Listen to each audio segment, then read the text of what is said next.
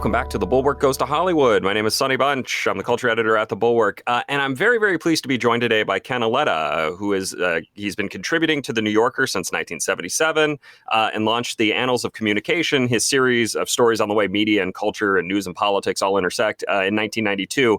He's the author of 13 books and of some of my all-time favorite pieces in one of my all-time favorite magazines, the 2014 profile of Theranos' Elizabeth Holmes, 2006 piece on Anthony Pellicano scandal and the effects that it had on the powerhouse LA Hollywood lawyer Bertram Fields, and of course his 2002 profile of Harvey Weinstein. And he is on the show today to talk about his new book about Harvey Weinstein, Hollywood Ending, Harvey Weinstein and the Culture of Silence. Very glad to have him on. Mr. Auletta, thank you for being here today. My pleasure. So I want to expand on the subhead of your book very briefly here, because there's an interesting passage that kind of really gets to the theme, right? Here it is. Quote, "If you were an actor, director, or screenwriter with Oscar dreams, Harvey was an especially important gatekeeper. His secrets also stayed secret because in the movie business, abnormal male sexual aggression was thought to be common, fit for private whispers, but not public shame. This was Hollywood's culture of silence," end quote. But that's kind of only half the story, really, right? How did Hollywood's desire to keep its secrets dovetail with the trade and gossip press's desire to maintain access?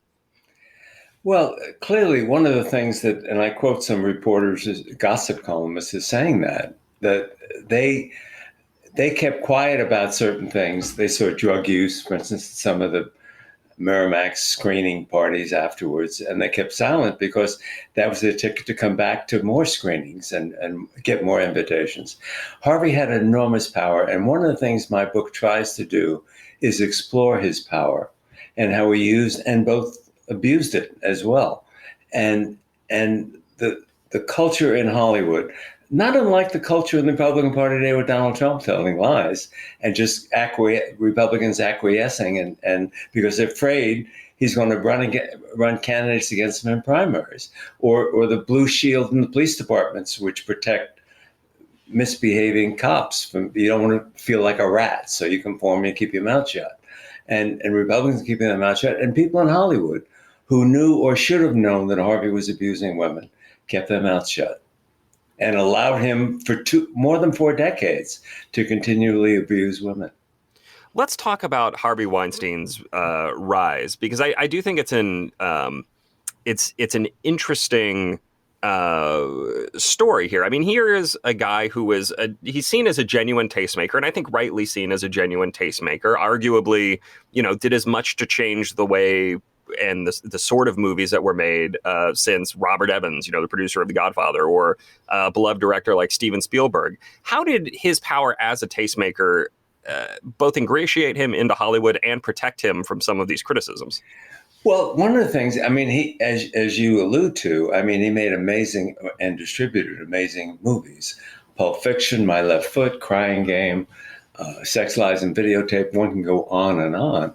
And you can't erase that legacy of movies that he had a hand in and his talent. And my book tries to show his talent as well as his monstrosity. But if you're an actor or director and you have ambitions to really be associated with great movies and maybe win Academy Awards, someone who's making those kind of movies was someone you want to be associated with, as opposed to people who are doing these sequel movies, Killer Bees and stuff like that.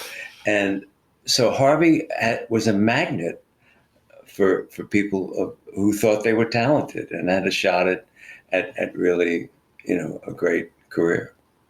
Yeah, and there's there's kind of a flip side to this coin, right? James Ivory, of the famed Merchant Ivory production team, told David Carr back in 1994 or whatever, he's both a genius, quote, he's both a genius and an asshole. And unfortunately, those things seem to go together, end quote. I mean, that is a common Hollywood thing, right? You hear about the monstrous, mean director, producer who is, just kind of a jerk to everyone, but it's worth it because they make great movies. No question. And, but one of the things I try to do in the book is to look at the history of what's called the casting couch, which was Harvey's defense for himself. Hmm. He said these were consensual affairs I was having with these women. It was traditional casting couch stuff that always took place in Hollywood over the many, many decades. But there's a difference between casting couch and rape. Harvey was raping women. Hmm. That's a criminal offense. Casting couches may not be always a criminal offense. But if you read the descriptions that I provide in the book, and before me much more impactfully, the two New York Times reporters and Rona Farrow in the New Yorker, he was holding women down. He was violently accosting them. And that was a criminal offense. One of the reasons he was convicted and sentenced to 23 years in prison in New York State. Yeah. We'll get to the New Yorker story in a minute, because there's an interesting connection you have to that. Before we do that, though, I want to talk a little bit about the way that Weinstein was able to kind of connect politics and culture. In your book, you highlight the way he had promoted My Left Foot, right, by having Daniel Day-Lewis appear before Congress. And from there, he became a genuine power broker in the Democratic Party, right? He's doing fundraisers for Hillary Clinton. One of President Obama's daughters has an internship at the Weinstein Company. It's hard to, I don't want to say this is funny, but there is a darkly humorous moment in in his downfall where he says, I've learned my lesson and I'm going to turn my anger on the NRA and Wayne LaPierre. I mean, how to what extent was he connected by his political connections as all of this was going on, as people were, whispering but not really talking about what happened? Harvey had, you could argue he was deluded, but he believed he was, as he once proudly proclaimed, I'm the effing sheriff of this effing town. And he thought he had enormous power, and he can get the Clintons to come through the screenings. He could hire Obama's daughter. He stayed at, he was at Camp David. I mean, he was a major power broker in Democratic politics. By the way, he was a big supporter of Governor Pataki, Republican governor of New York State, raised a lot of money for him as well. Michael Bloomberg, as mayor of New York. So Harvey thought of himself as a potentate, not just in the movie business, but and not just in politics, but in our culture. People gravitated. They wanted to be in his presence. He was Harvey. They knew him by his first name. And I think that went to his head. And he thought he can get away with everything. And for many, many years, he did. The idea of being there's a very again kind of amusing story in your book where he's saying that he needs to have sit downs with prime ministers, and there's extending beyond the borders of America. It is an almost amazing level of self-delusion. As somebody who spends a lot of time around Hollywood people and who knows lots of folks like this, even then, it is still kind of like, wow, I can't believe he thought he could do all this. Well, I tell a story in the book where he went to a wedding in Rome of a former associate, and it was very, very hot, and he was really uncomfortable. And he says to his assistant, "Get the Pope on the line. I want to see if I can air condition this church." Well, get the thought that you could get the Pope on the line. I mean, it's quite unbelievable that he would have that level of self-delusion. But that's what he thought. He was a maca. He thought he was a really big deal. Yeah. And one of the ways, again, this kind of intertwining of politics and culture and all that, there is, you have a series of just numbers in your book about the advances he gave to journalists, politicians, lawyers to essentially buy them off, right? I mean, how was he using the Miramax book label to increase his power and his control over the people in his world? He started Miramax Books, and he gave a number of book contracts out. Mika and Joe and Tim Russert, and who was a bestseller for him, by the way. I mean, some of them really turned out well. But he was giving screenplay contracts to gossip columnists, and he used his power as a studio head to give contracts for films to to journalists, and as well as inviting them to screenings and parties, etc., and giving them exclusive interviews. But in addition to that, he created a publishing, Miramax Books, this publishing company, and he was giving out book contracts, some of them very lucrative contracts, to book. He gave $3 million to Rudy Giuliani, Yeah. which turned into zero. David Boyes got $1 million. Became his longtime attorney. So he was parceling out gifts. Now, Miramax Books actually had some success, but they also had a number of failures. But Harvey didn't see it as a failure. He was using it to buy influence. And this, the Miramax Books and the magazine that he tried to start brings him into conflict with Disney, which Disney has purchased Miramax at this point, and he is now kind of using Disney money to fund his empire building, his own personal empire building. What was the story there, and how did Disney feel? How did Disney, and in the form of Bob Iger and Michael Eisner, feel about Harvey Weinstein? They were enraged. They had a contract with him. They acquired Miramax in 1993, but he couldn't spend more than $30 million on a movie. And within a number of years, he was exceeding that limitation and just getting away with it, and would drive them nuts. In terms of Talk magazine, Tina Brown, who he recruited to edit from The New Yorker, to edit Talk magazine, calls up Michael Eisner, who she knew, and said, "Michael, I'm so glad we want to be working together." And Eisner said, "Working together? How?" And he said, "Well, I'm editing your new magazine."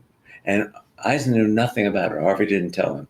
And Eisner was doubly upset because Disney had sold magazines. They didn't believe it was a future growth industry.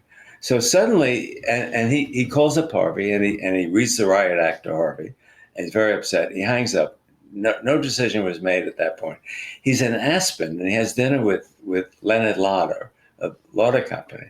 And he tells Lauder the story, and Lauder tells him, and I recount this in the book, Lauder tells him, "You can't take on Harvey Weinstein. He's too powerful. You'll be criticized in the press for acting like an obstreperous boss." And Eisner didn't take him on, but wanted to and failed to. And what does that tell you? It tells you, in part, Harvey had power that even Disney, his parent company, was afraid of him.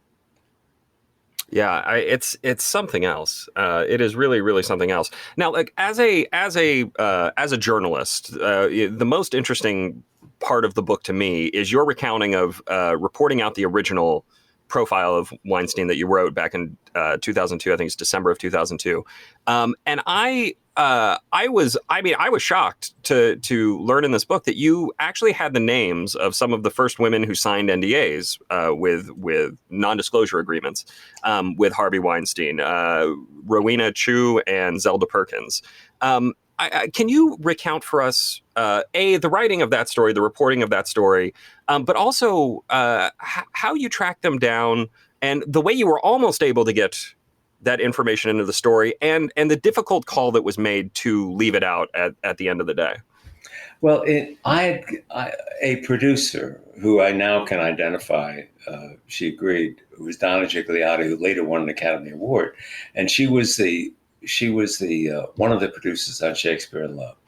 And during the making of that movie, she learned that these two women were that particularly Rowena Chu was abused by Harvey sexually, and that Zelda Perkins, his then London assistant, came to Rowena's aid, and they wanted to bring charges. And initially, Donna helped them, brought them to a lawyer, etc. I said, "Donna, will you go public if I can get these women to talk?" And she said, "I might, but you have to get them to talk first." So I tracked Zelda down to Guatemala, where she was raising horses. She had left the movie business, and she hung up the phone. She said, "I won't talk to you." She wouldn't. And Rowena Chu was in Asia somewhere, but I couldn't find her, and so I couldn't reach her as well. So I went back to Donna Gigliotti, and she said, "I can't go public on this." But I knew the two names. So in my last interview with Harvey Weinstein in 2002, I said, "Harvey, tell me what happened at the 1998 Venice Film Festival with Rowena Chu and Zelda Perkins." And he got all agitated. And he said, "What are you doing? What are you doing?" I said, "Harvey, I want to know, did you attempt to rape Rowena Chu at that. Harvey at that point stood up. We were in a small conference room, just the two of us. He said, my last interview, I'd done about 12 hours of interviews, but I watched him for months and reported the story for months. He stood up and stood over me, and he clenched his fists, and his lip was trembling. And he says, if you run that story, it will destroy my marriage to Eve and my three young teenage daughters. Their lives will be, really wrecked in many ways. And I'm sitting down and he's standing up and I'm saying, my God, I can't continue to sit down. He'll take a poke at me. I'm a sitting duck. So I stood up and I faced him. We're roughly the same height. He was about 100 pounds more than me. But as I faced him, as I stood up, suddenly, what did Harvey do? He started to cry. And I don't mean a tear rolling down his cheek. I mean wailing. Oh, it's going to destroy my life. It's terrible. You can't do that. And so I am thinking, is this just a bully who, when confronted, backs down and caves? Is this a guy who was really terrified for the first time that he would be exposed in a story? So what happened then, he didn't know whether we're going to run that story or not. And he thought we might. And David Remnick, the editor of the New Yorker, said, Ken, I don't know how we can run the story. We don't have any women. It's just conjecture. We don't have any woman who's come out and says he did this to me or he attempted to do this to me. And if we do that, we're like the National Enquirer. We can't do it. I agreed with them. We couldn't run the story unless we had women on the record, and they wouldn't go on the record. So the story didn't run in 2002 because of that. There's an interesting part in this story where you write that if you had written the story then, you likely would have said that he raped these women or he raped Rowena, and that would have been wrong. I mean, knowing I learned from interviewing her in more recently for the book that she was not raped. And I feel like it's there's a lot of talk. Everybody talks about media ethics, but I do think this is a very important example of the difficult balancing act you have to do as a reporter. I mean, you don't want to be wrong. You also don't want to miss the story. And it really is. I cannot recommend this book enough for if you were an aspiring journalist or if you're just interested in how journalism works. That whole section is really great and worth reading. The story does eventually come to the New Yorker, though. Ronan Farrow is working at NBC. He's working on a big story about Harvey Weinstein. He has people who will go on the record and some who will, only speak kind of on background or hidden on camera. And NBC kills it. This is the Harvey Weinstein protection machine at work. You talked to him. How did you help bring his blockbuster reporting to the New Yorker? Well, what happened was I didn't know Ronan Farrow, and he called me in the spring of 2017. This is 8 months before Harvey was exposed in the fall of 2017. He called me, said he's doing a story. He told me what he was reporting on. I only knew him because he was Woody Allen's son, and he had gotten involved in defending his sister, who claimed that Woody Allen, her father, had abused her sexually. I was a little wary because saying, is Ronan Farrow a journalist or is he a zealot? And he convinced me in that conversation by the kind of questions he was asking that he was acting like a careful journalist. So he asked me if he could have access to my papers, which are on file at the New York Public Library, and I gave him access to them on the Harvey Weinstein reporting I did in 2002. He then called me up in later in the spring and said, can I interview you I'm doing a piece for NBC on Harvey Weinstein. I said, sure, but yeah, I'm doing a book, so you have to come out and visit me. I'm in Bridgehampton to do the interview. He came out and we spent about 4 hours together. And one of the things, at some point I said to him, so what have you got?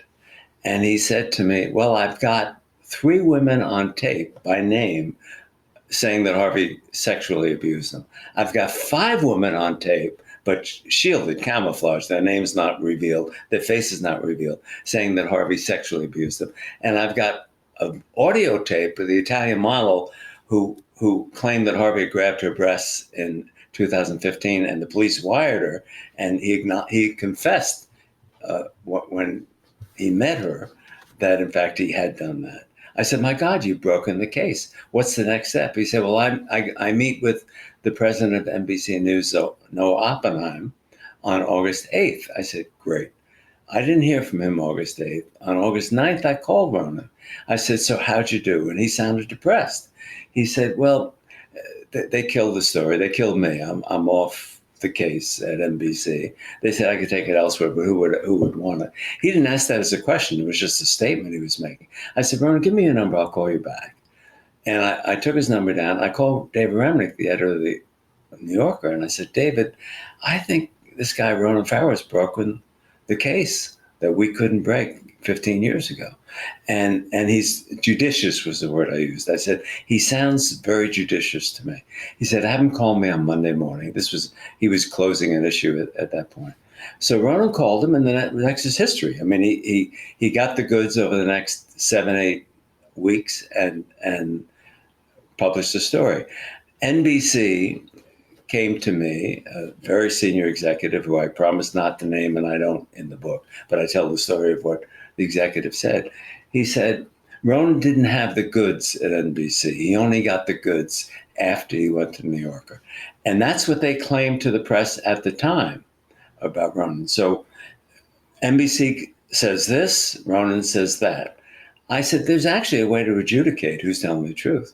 Let's go to the New Yorker editor who edited the piece and say, what did she learn? What did he actually bring to the New Yorker when he came to them in August of 2017? And she said the following to me, both in verbal form and then in an email. He had 3 women, he had 5 women camouflaged, and he had the audio tape. He had all of that. So NBC is not telling the truth. Yeah. Period. And again, getting back to the web of influence here, I believe Oppenheim had a deal with Weinstein for a script. Was that right? No, he did. There are 5 theories as to what would explain why NBC would kill Ronan Farrow's story. I don't know whether any of them are true but this is the conjecture. One is that Noah Oppenheim is a screenwriter. He's had 2 screenplays run. And if he's ambitious to be a screenwriter, Harvey, powerful studio executive, you want to stay on his good graces. Right. That's one theory. Second theory is that his boss, chairman of NBC News, Andy Lack, he and his wife were social friends of Harvey's. That's the second theory. Third theory is Steve Burke, the CEO of NBC, studio head, Universal, does business all the time with Miramax, and studios work together all the time. A fourth theory is that Brian Roberts, the head of the parent company, Comcast, that owns NBC, was a social friend of Harvey's for many years. In fact, when Harvey used to go with his first wife to Martha's Vineyard, Roberts was considered what Harvey called part of his Martha's Vineyard mafia. The fifth theory is that Harvey had information on Matt Lauer, which had not yet come out, about his sexual behavior. And that if you don't run the story on me, I won't spread the story on Matt Lauer. Any of them true? I don't know. It's one of those stories you can't quite penetrate what the reasons are. What you can penetrate is that they killed a really good story, much to their embarrassment.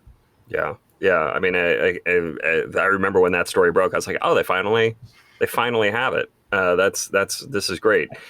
What did you, as you were sitting? I mean, the back third of this book or so is almost a day-by-day recounting of the trial, which was incredibly useful to me because I had kind of paid attention to the headlines, but had not, actually sat there and read the news reports every day by day as this story was breaking. As you were sitting there in the courtroom, did you get the sense that Harvey was cooked? Did you think he could get out of this? I mean, as a witness and a regular viewer of it, what was your sense in the courtroom? My sense in the courtroom was that that the prosecution had a stronger case than Harvey had in his defense. But the weakness of the prosecution case, and they tried to build around this, was several of these women, despite the fact that Harvey raped them, continued to keep in touch with them. And not only keep in touch with them, sometimes have consensual sex with them after the alleged rapes. And in some cases, had me email exchanged with them. I miss you, big guy, was one of the statements made, et cetera. And the prosecution had to overcome the sense that the jury might have that these women were ambitious young women who were seeking to further their career and had sex with Harvey willingly in order to further their career. And that was the obstacle that the defense had to overcome. And one of the ways they did it was by constantly harping on this problem, but also by inviting Dr. Barbara Ziv of Temple University to appear as a rape expert. And one of the things she said to the jury, which was quite stunning, is that 40% of rape victims keep in touch with the rapist afterwards. So women keep in touch, and why? And what the prosecution did was try to answer that why question. Women keep in touch because they're in denial. It really didn't happen to me. Or they say, I'm at fault. Harvey's not at fault. I'm really at fault. Or they say, I'm afraid. I don't want to go against this guy. He's too powerful. That's among many multiple reasons that women have for why they would keep quiet and not come forward. And I think the prosecution successfully convinced the jury that it was not the overriding issue. The overriding issue was Harvey abused these women. And you would sit there every day, as I did, and watch Harvey. Sometimes as the women were giving this poignant testimony, he would fall asleep. I mean, it was really quite extraordinary. And you say to yourself, is there something physically wrong with Harvey, which there was, by the way? Or is it that he has so little empathy that he can't even relate to the pain these women are expressing on the witness stand? The jury did, and they found him guilty. How much of this? I'm curious from your perspective as somebody who reported this out in 2002, who watches the trial in recent years and has now written this book. How much has the culture shifted on understanding of rape victims and how to treat the aggressors in these cases? Oh, I don't know whether we've had a permanent long-term change in terms of behavior on the part of males and rape, sexual harassers, et cetera. There's no question that men are more self-aware of the dangers of misbehavior. And so you see any number of executives you talk to say they will not meet with a woman alone in their office. If they do, the door is always going to be open because they don't want to be accused of somehow mistreating that person. So is that a long-term change? I don't know. And by the way, if it is a long-term change, there are problems with that. Because one of the values of hiring young people is that they can talk to you and be mentored by you. And the mentoring function with people not only not being in the office because of COVID, but also because men are so self-conscious as to not appear to be harassing or abusing women, that there's less mentoring going on. So that's a negative against the overall positive of the consciousness being raised by men. How permanent that is, I don't know. Yeah. There's a figure in this whole story who we haven't talked about at all yet, and that person is Bob Weinstein. Okay, Bob Weinstein he's an interesting figure. You track their rise together in the early years in Buffalo and then Manhattan. He is the guy. He personally signs the checks for Chu and Perkins, right? He tells you that his brother claimed he was being blackmailed, and he comes across as relatively contrite in your book, also angry. I mean, he's like, there's this wonderful little anecdote at the end where Harvey asks him to pay, $3.5 million for the rights to Dogma, which a movie I enjoy. I like that movie, but there's no universe in which that movie's worth $3.5 million to, sell on DVD and Blu-ray anymore. What's your sense of Bob Weinstein and what he knew and when he knew it, and how he has actually responded to the all of the revelations and everything else? Bob was called Bobby. He was 2 years younger than Harvey, and they shared a room in Queens, Flushing, Queens. And he was Harvey's co-head of Miramax. They were equal partners, and Bob brought his talents as well to Miramax. But he was the junior partner, the junior brother, the younger brother.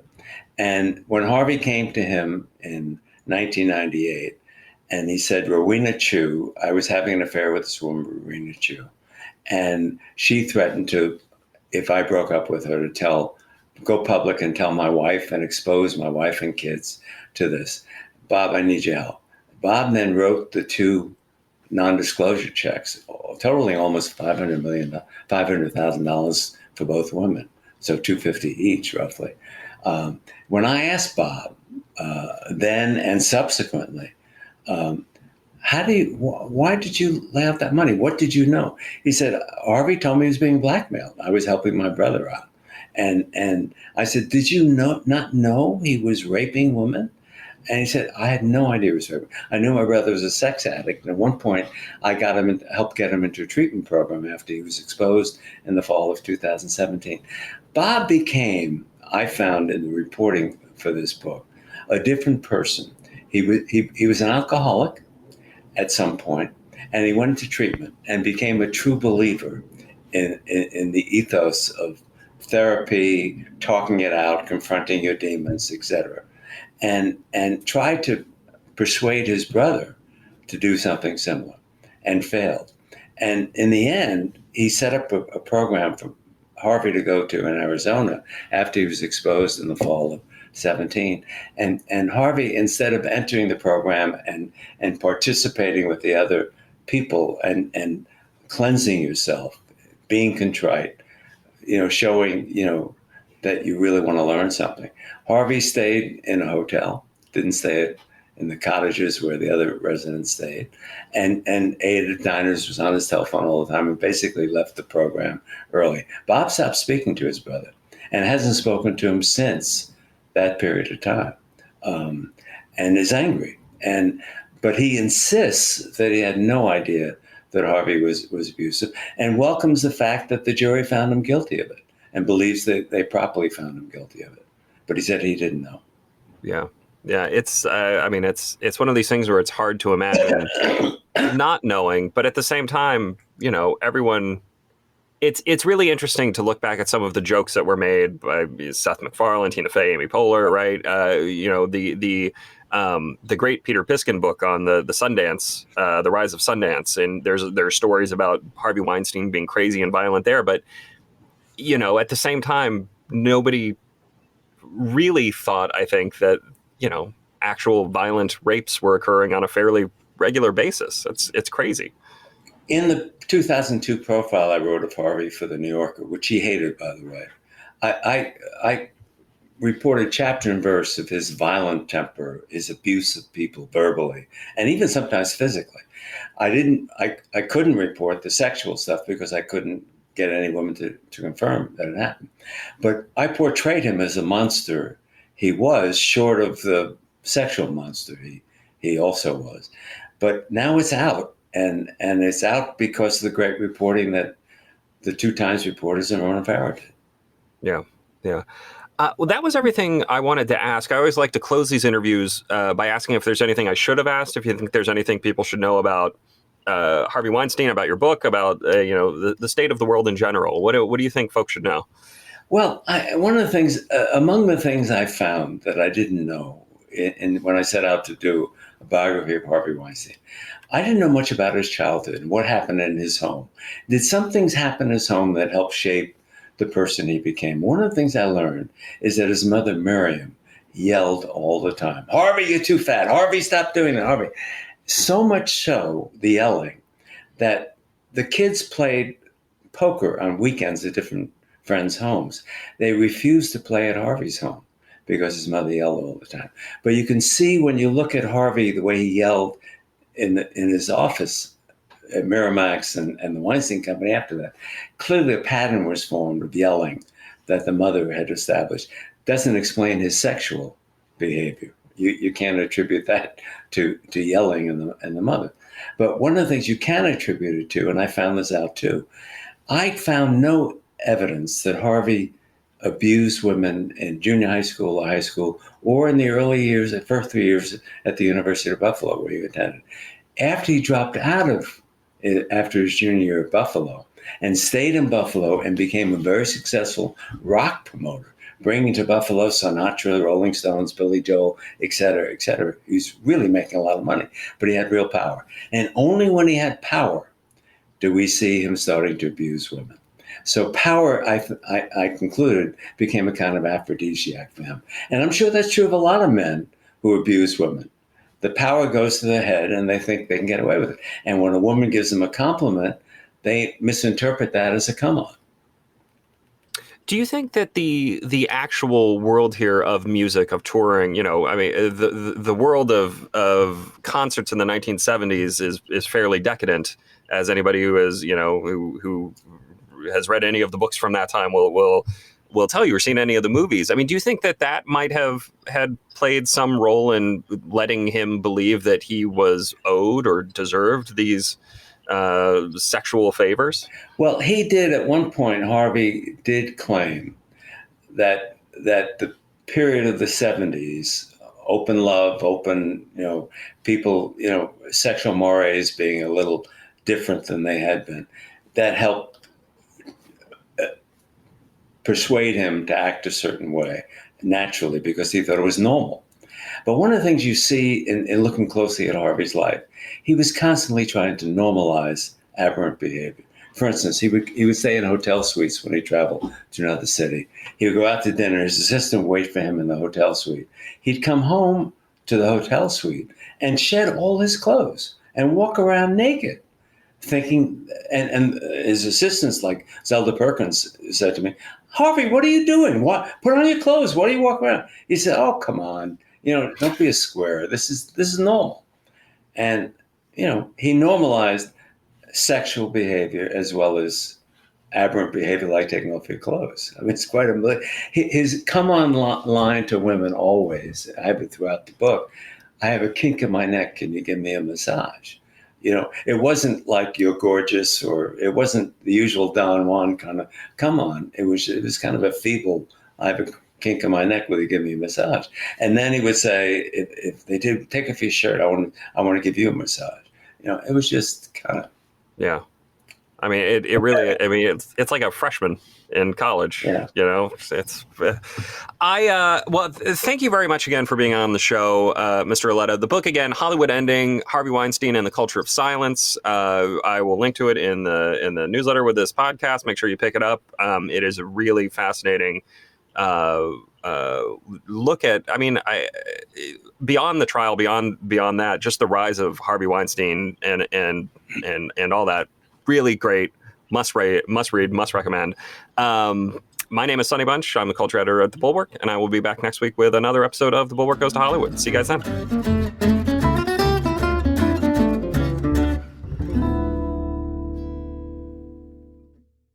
You loved Lala Kent on Vanderpump Rules. Now get to know her on Give Them Lala. With her assistant, Jess. Last night, Lisa wanted to clean out the fridge. And I was like, I can't lift anything. I'm not helping. Number one, Lala was told she can't lift anything, you guys. So it's not like she's just like, I'm not lifting anything. No, but I'm not helping. But even my friends know. I'll write you a check. I'll do some Venmo. I'll have something wired.